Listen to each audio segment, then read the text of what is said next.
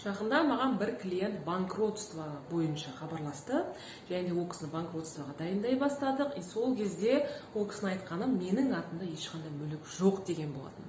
Алайда базадан көрген кезде ол кісіде 96 жылы учеттан шықпай қалған мотоцикл, одан кейін 2000 жылы шықпай қалған базадан Mazda ғой деймін.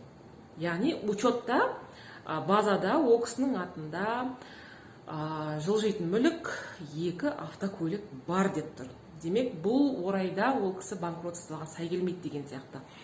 Сондықтан да сіздерге берер кеңесім, міндетті түрде банкротствоға болсын, немесе басқа да жағдайлар болсын, міндетті түрде базадан тексеріп қарап отырыңыздар. Атыңыздан шықпай қалған мүліктер бар ма, жоқ па? Өйткені көбінесе осы 2000 жылдары сіздер білетін болсаңыздар, көп адам көліктерді жаңағы доверенностьпен сататын. Доверенностьпен сату ол жаңағы базада бәрібір сіздің атыңызда тіркеліп тұрады, налогтардың бәрін сіз төлейсіз. Менің жағдайымда бұл клиентпен біз жаңағы ГАИ-дің архивімен жұмыс жасап, солай бір жетеміз, өйткені мен олай уже жасап көргенмін ол жұмыстарды.